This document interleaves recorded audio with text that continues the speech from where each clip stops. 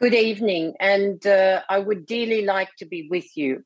Let me thank the hosts and, of course, acknowledge all the work that's going on for the transition in Germany. But the scale and speed of the transition required to stabilise the planet necessitates transition across all sectors. It must, however, be a just transition. COP28 advanced global targets and critical work across a range of pathways. The energy transition is a foundation for broader economic transition, as is the preservation and restoration of nature, central to our health and our economies. In this context, the recognition that the world must move away from fossil fuels, coupled with the commitment to triple renewable energy output by 2030, is central to the demands and opportunities from green industrialisation. Further, the pledge to end deforestation and plan for renewal recognises the importance of these resources, but it must be just and vital because it is about our very survival. Our economies are dependent on nature for more than 50% of GDP. There are jobs in all of these pathways and more in related supply chains and services. However, investment will need to be aligned with NDC's pledges and just transition processes and agreed outcomes priced into the financing and planning if the trust of workers and communities is to be secure. Social licence is vital to success, and where it is ignored, resistance and social unrest will prevail. The Just Transition Work Plan agreed at COP must now be implemented with a serious joint planning and agreed outcomes consultation in all of our workplaces and communities. In the case of Indigenous landowners, the recognition that they are equity partners is essential. We all know that to address accelerating climate crisis, all economic sectors must be rapidly decarbonised. In particular, agriculture, transport, housing, energy and industry.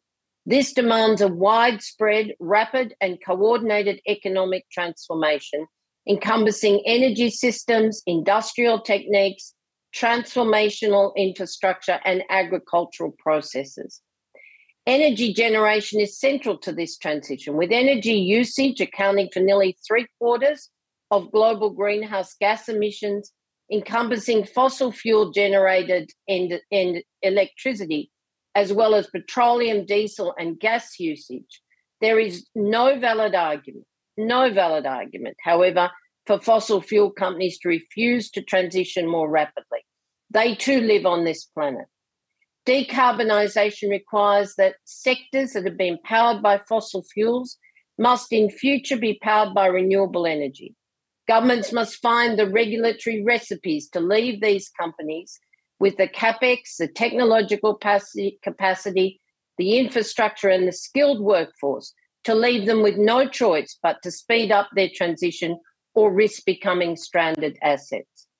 The communities that depend on these companies also require the justice of an orderly transition wherever possible, or investment in community renewal where not. This will require a significant expansion of electrification, particularly in transportation and industrial sectors. Action required amounts to nothing less than a renewable energy revolution. On the positive side, this creates profound opportunities for states, communities and sectors. And manufacturing and heavy industry is a large part of the new climate economic story. The energy transition has two main implications for manufacturing. Firstly, manufacturing itself is currently highly carbon intensive. In 2016, the manufacturing industry accounted for 29.4% of global emissions, 24.2% from energy use, and 5.2% in direct industrial processes. These processes, all of them, must be decarbonised, necessitating significant changes to existing industrial technologies. And then economic-wide decarbonisation requires a vast amount of specialised equipment and technology, such as renewable energy and green hydrogen generation, and transmission equipment, electric vehicles, batteries, and other machinery and equipment to replace carbon intensive technology. I know that you know all this, but it's worth stressing because this is a jobs story, it's an investment story, and in my country, Australia, it will take a 9-fold increase to wind and solar electricity generation capacity, and energy storage capacity increases by a factor of 30 if we're to meet the net zero demands by 2050. Globally, that means everybody has to be on the job. The resulting manufacturing output to support all of these clean energy systems can only be realised with integrated industry policy. And clean steel, aluminium and cement add to this story. The opportunities for manufacturing and heavy industry speak for themselves. Manufacturing businesses can profit from innovative renewal and low-carbon manufacturing technologies, as well as by producing manufactured inputs for new clean energy development. Through this, communities can be revitalised with a clean, technology-led reindustrialisation, a green industrialisation. Governments can also benefit from the economic flow-on effects of innovation, including productivity, secure employment, and enhanced incomes and tax revenues. So it is a job story. And with proper consultation and planning, it's also a just transition story. There's not been such a significant opportunity for place-based development for generations, and industry policy, just transition measures and finance are the keys to realising these opportunities. But those opportunities must also secure intergenerational equity, and that means skills. We have the funding, the technology, and with innovation exploding with further possibilities, it's a good news story, but recognising and resolving the skills gap is also critical to success. We must price in the cost of just transition measures, including consultation and workers with communities, but equally, we must price in the cost of skills, including massively increasing the numbers of new apprentices and reskilling millions of existing workers. But shifting the DNA of the finance sector is a critical challenge. Patient capital, long-term capital requires a shift in risk appetite from short-termism for maximising returns to a 7 to 10-year horizon or more. The scale and necessary speed also requires collaboration to set up to invest in technology pools or an IP bank that facilitates sharing of technology, debt venture funds or loan guarantees. All of these and other financial innovations are going to be necessary to get the job done.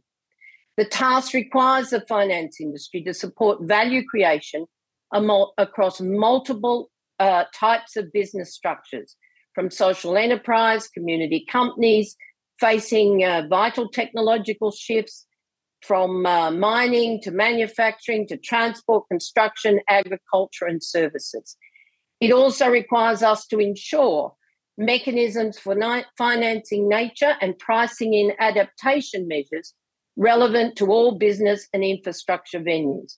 I'm very pleased to be associated with the London School of Economics Grantham Institute's Just Transition Finance Lab, as innovation is vital to get the job done. But it also requires new partnerships across nations, not just traditional approaches of aid, as important as that may be, but developing partnerships that benefit the nations involved. Development and trade must become shared interests rather than the extractive and exploitative model of supply chains for workers and developing nations as we see today. This is a whole of economy transition based on the greatest systemic shift we will witness in our lifetimes, and we have to make it happen. Implementing the COP agreements is central, but so too is COP reform to shift away from the contestability of agreement making to the collaborative implementation vital to get the job done. Everyone in this room is committed to this transition. Let's make it a just transition. Thank you.